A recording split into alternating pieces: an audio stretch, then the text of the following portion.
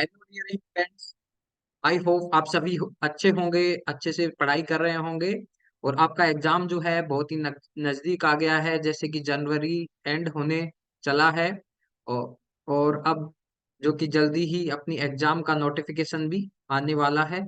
और जैसा कि सीयूटी पीजी तो आपने सबने भर दिया होगा, और जल्द ही गेटवी का भी नोटिफिकेशन आने वाला है। और ये अपना जो आईआईटी जेम का एग्जाम है जो कि फेब में होने वाला है, उसकी तैयारियां लगभग पूरी हो गई होंगी। तो आज के सेशन में हम लेके आए हैं नया एक अपना टॉपिक रहेगा, वो है एंजाइम। आज का टॉपिक क्या रहेगा अपना? एंजाइम। ठीक है। आज हम पढ़ेंगे एंजाइम के बारे में, एंजाइम की बेसिक्स के बारे में।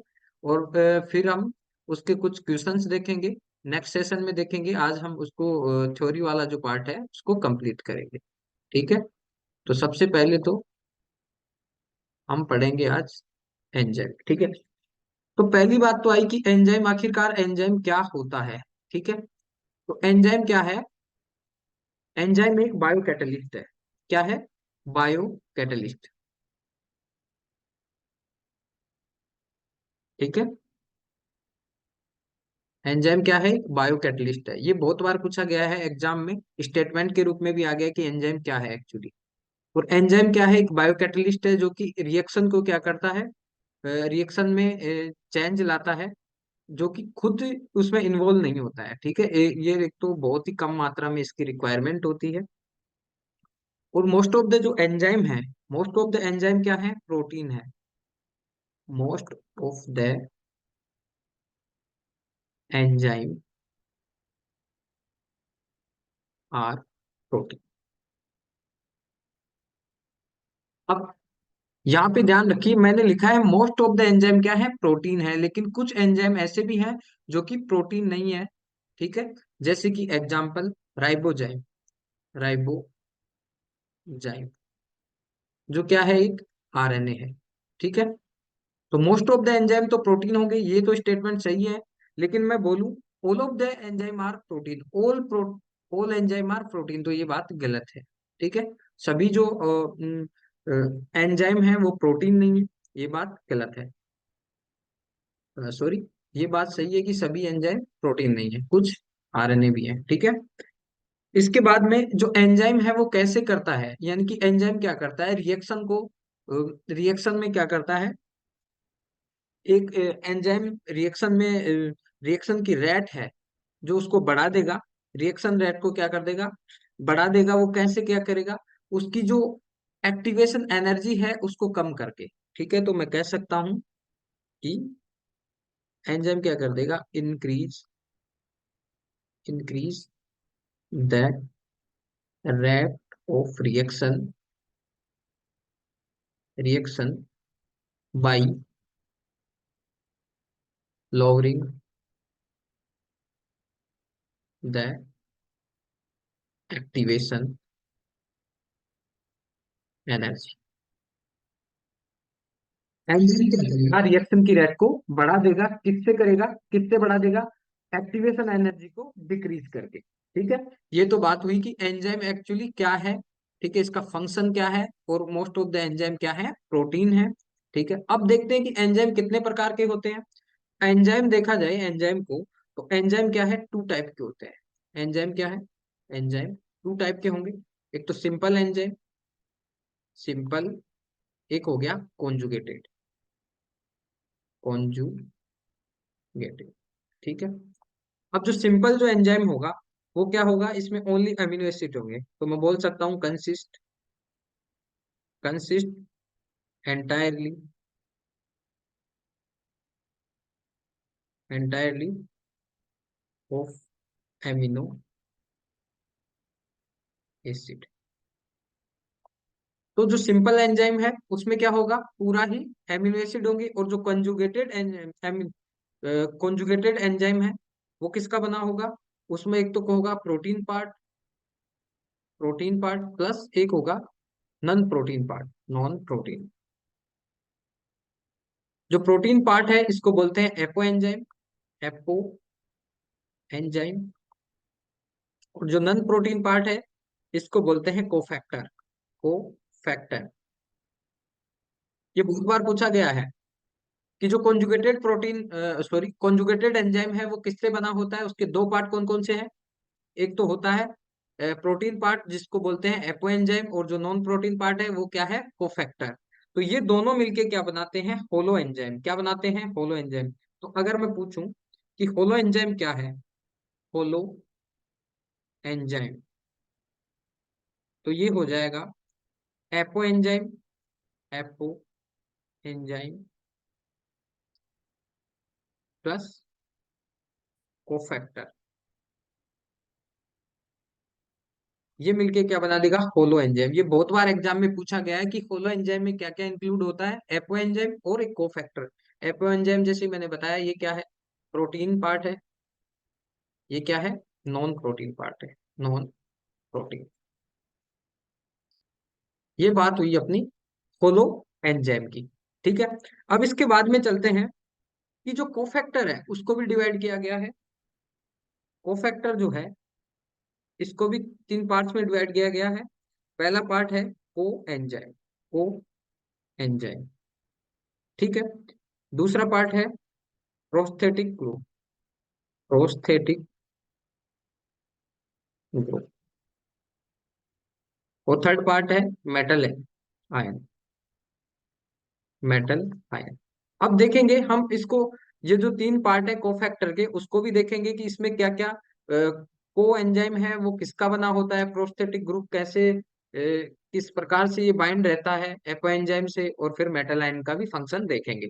तो सबसे पहले मैं चलता हूँ को एंजाइम की तरफ, इसकी तरफ चल रहा हूँ को एंजाइम। पहली बात तो को एंजाइम क्या है, एक ऑर्गेनिक मॉलिक्यूल है, ऑर्गेनिक मॉलिक्यूल है। ठीक है, ऑर्गेनिक मॉलिक्यूल है, या मैं बोल सकता हूँ ऑर्गेनिक कंपाउंड है। ठीक है, मोस्ट ऑफ द जो कोएंजाइम्स है वो किसके पार्ट है, vitamin. Most of the coenzyme किसके बने होते हैं, वाइटामिन के। जैसे कि मैं बोल सकता हूँ NAD, NADH2। ठीक है, FADH2, या फिर FAD बोल सकता हूँ। ठीक है, ये क्या है, मोस्ट ऑफ द जो एंजाइम्स है वो किसके हैं, वाइटामिन के बने होते हैं। ठीक है, अब फिर मैं चलता हूँ प्रोस्थेटिक ग्रुप की तरफ। अब ये जो प्रोस्थेटिक ग्रुप है ये भी क्या है, ऑर्गेनिक कंपाउंड है, ऑर्गेनिक।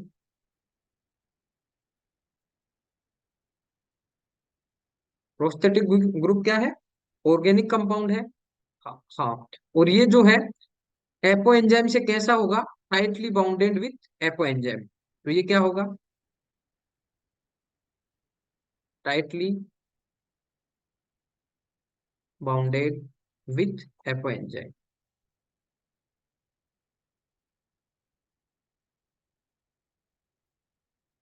तो इसकी प्रोस्थेटिक ग्रुप की क्या विशेषता हो गई, एक तो क्या होगा, ये ऑर्गेनिक कंपाउंड होगा, ये एपो एंजाइम की, इस एपो एंजाइम जो है उससे क्या होगा, टाइटली बाउंडेड होगा। ठीक है, ऐसे ही कोएंजाइम के बारे में बोला गया है कि ये जो कोएंजाइम है वो एपो एंजाइम से क्या होगा, लूजली बाउंडेड होगा। कैसा, loosely bounded with apo enzyme. ठीक है, तो यहाँ क्या इंपॉर्टेंट बात हो गई कोएंजाइम के, और अगर मैं कोएंजाइम और प्रोस्थेटिक ग्रुप को कंपेयर करूं तो दोनों ही क्या है, ऑर्गेनिक कंपाउंड है। लेकिन कोएंजाइम क्या है, कोएंजाइम क्या है, लूजली बाउंडेड रहता है एपोएंजाइम से, जबकि प्रोस्थेटिक ग्रुप कैसे रहता है, टाइटली बाउंडेड रहता है। ये बात तो हुई अपने प्रोस्थेटिक ग्रुप की और कोएंजाइम की। अब तीसरा आता है मेटल आयन। अब मेटल आयन का मतलब क्या है, जैसे कि बहुत सारे आयन्स होते हैं, जिंक+2। ठीक है, जैसे कॉपर भी होता है, पोटेशियम हो गया, ये क्या है, मेटल आयन है। ये सारे क्या है, मेटल आयन। अब देखिए, कोई भी एंजाइम है उसके साथ में मेटल आयन का बहुत बड़ा रोल होता है। ठीक है, मेटल आयन का क्या होता है, बहुत बड़ा रोल होता है। अगर मेटल आयन उससे नहीं जुड़ेगा तो वो क्या होगा, इनएक्टिव हो जाएगा, यानी कि फंक्शन ही नहीं करेगा वो एंजाइम। ठीक है, तो हम कुछ एग्जांपल्स को भी लेंगे यहाँ पे। ठीक है, कुछ एग्जांपल्स को भी लेने वाले हैं। जैसे कि, जैसे कि मेरे पास कुछ एंजाइम्स के नाम है यहाँ पे। पायरुवेट काइनेज, जैसे कि pyruvate pyruvate kinase. Pyruvate kinase जो एंजाइम है उसको एक्टिवेट करने के लिए मुझे क्या चाहिए? Potassium plus. ठीक है, पायरुवेट काइनेज को एक्टिवेट करने के लिए क्या चाहिए? कौन सा मेटल आयन चाहिए? Potassium plus. ठीक है, ऐसे ही हेक्सोकाइनेज होता है, हेक्सो काइनेज। हेक्सोकाइनेज के लिए मुझे क्या चाहिए? Magnesium plus two, Mg+2। ऐसे ही बहुत सारे एग्जाम्पल हैं, बहुत सारे लिख सकते हो। Pyruvate carboxylase, pyruvate carboxy, pyruvate carboxylase के लिए मुझे चाहिए Mn+2। ऐसे ही बहुत सारे एंजाइम हैं। ठीक है, बहुत सारे मेटल आयन हैं जो कि एंजाइम्स को एक्टिवेट करते हैं। तो आज के सेशन में हमने क्या पढ़ा? हमने हम बेसिक बात करने जा रहे थे किसकी? एंजाइम की। तो हमने एंजाइम की बात की कि एंजाइम क्या है? बायोकैटलिस्ट है। उसके साथ में हमने देखा कि मोस्ट ऑफ द एंजाइम क्या है? प्रोटीन है। लेकिन ऐसा नहीं है कि सभी एंजाइम, ऑल एंजाइम नहीं है। मैंने बोला मोस्ट ऑफ द एंजाइम क्या है? प्रोटीन है। इसके अलावा कुछ एंजाइम जो क्या है? आरएनए भी है, जैसे कि राइबोजाइम। और जो कि हमने बात की कि जो एंजाइम क्या करता है, वो क्या करता है? रेट ऑफ रिएक्शन को बढ़ा देता है। कैसे बढ़ा देता है? लोअर, जो कि एक्टिवेशन एनर्जी को लो करके वो रेट ऑफ रिएक्शन को बढ़ा देता है। और एंजाइम कभी भी रिएक्शन में इन्वॉल्व नहीं होता है, वो यूज नहीं होता है। इन्वॉल्व होता है, यूज नहीं होता है। ठीक है, जैसा स्टार्ट में था वो वैसा का वैसा वापस में फ्री हो जाता है। ठीक है, अब इसके बाद में आई बात कि एंजाइम कितने प्रकार के होते हैं। तो हमने देखा कि एंजाइम दो प्रकार के थे, एक था सिंपल एंजाइम, एक था कॉन्जुगेटेड एंजाइम। सिंपल एंजाइम जो था उसमें ओनली अमीनो एसिड थे, और कॉन्जुगेटेड में क्या था? दो पार्ट थे, एक प्रोटीन पार्ट था, प्रोटीन पार्ट को एपो एंजाइम बोले थे, एक था नॉन प्रोटीनियस पार्ट, उसको बोले थे कोफैक्टर। फिर हमने कोफैक्टर को फिर से डिवाइड किया था तीन पार्ट्स में। कोफैक्टर में सबसे पहले हमने देखा था कोएंजाइम है, जो कि बहुत से विटामिन बताए थे कि जो कोफैक्टर हैं जो किसके भाग है? विटामिन के भाग है। फिर हमने प्रोस्थेटिक ग्रुप की बात की और मेटल आयन की। और कोएंजाइम में हमने सबसे पहले देखा था, इंपॉर्टेंट बात देखी थी कि जो को एंजाइम है वो एपो एंजाइम से कैसे जुड़ा होता है? लूजली, एकदम ढीला बंधा होता है। और जो प्रोस्थेटिक ग्रुप है को एंजाइम से कैसा बंधा, सॉरी, प्रोस्थेटिक ग्रुप है एपो एंजाइम से कैसा? टाइटली बॉन्डेड होता है, टाइटली बाउंडेड होता है। और इसके बाद में हमने देखा था मेटल आयन का फंक्शन। हमने ये भी बात की कि मेटल आयन अगर नहीं होगा किसी एंजाइम में, मेटल आयन, बहुत से एंजाइम्स को मेटल आयन की जरूरत होती है, अगर वो मेटल आयन से उससे बाउंड नहीं करेंगे, इनएक्टिव रहेंगे एंजाइम में। ओके, तो जैसे कि हमने बात की पायरुवेट काइनेज एंजाइम को काम करने के लिए उसे पोटेशियम चाहिए, और हेक्सोकाइनेज के लिए मैग्नीशियम+2 चाहिए, और पायरुवेट कार्बोक्सिलेज के लिए Mn+2 चाहिए। ठीक है, तो आज हमने ये बेसिक कुछ एंजाइम्स के बारे में देखा। और हम नेक्स्ट सेशन में फिर से कुछ नया इंटरेस्ट लेके आएंगे, या फिर इसमें न्यूमेरिकल पोर्शन कैसे एंजाइम में आता है, या क्लासिफिकेशन वगैरह, इसकी हम एक एक सेशन में धीरे धीरे वन बाय वन करके सबकी बात करेंगे। ठीक है, आज के सेशन को यहीं हम समाप्त करते हैं।